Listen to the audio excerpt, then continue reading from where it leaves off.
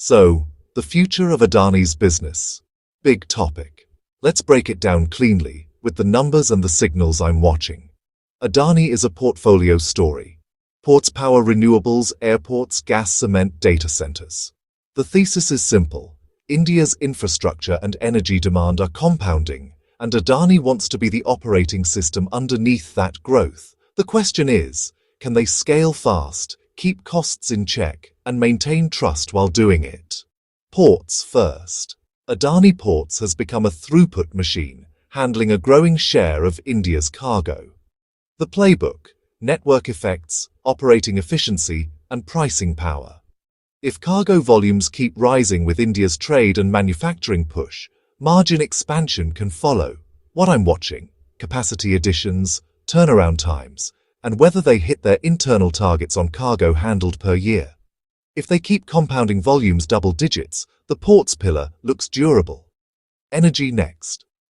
Two tracks here: legacy thermal and the renewables rocket. Adani Green set a big target for utility-scale solar and wind by 2030, and they've been adding capacity faster year over year.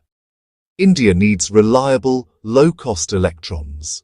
The bottlenecks: land, grid, and financing. The opportunity: long-term PPAs, falling LCOE, and storage coming down the cost curve. If they pair renewables with transmission via Adani Energy Solutions, their moat gets wider.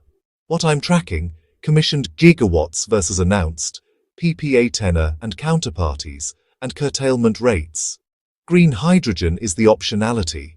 Policy support is real, but the unit economics depend on electrolyzer costs and 24/7 green power. If capex falls and offtake is locked in, think refineries, fertilizers, shipping, you get a flywheel. If not, it's a slower burn. Airports. Adani runs a set of Indian airports and is building Navi Mumbai, which could be a traffic magnet when it opens. Aviation in India is on a multi-year uptrend. Airport economics improve with non-aero revenue, retail, parking, lounges, data.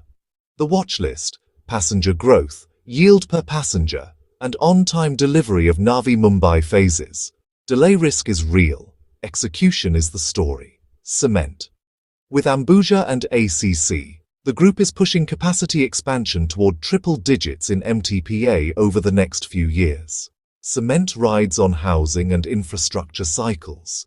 If logistics synergies kick in, ports for imports, captive power for costs, margins can improve.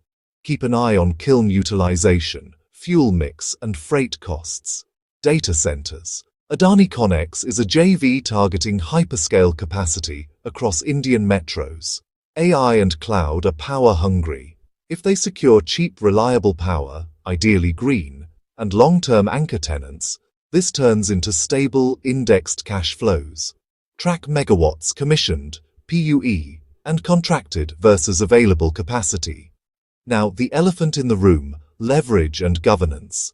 After that short seller spotlight in 2023, scrutiny increased.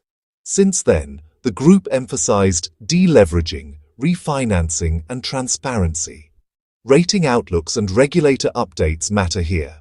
I'm looking at net debt to EBITDA at each listed entity, promoter pledges, and auditor notes. The future confidence level rises if debt stays tied to operating cash flows, disclosures stay consistent and related, party stuff stays clean, macro tailwinds help: India's GDP growth, capex push, and energy transition. Risks: execution delays, interest rates, commodity swings, and any regulatory surprises. My bottom line: the future of Adani's business is a scale and execution story.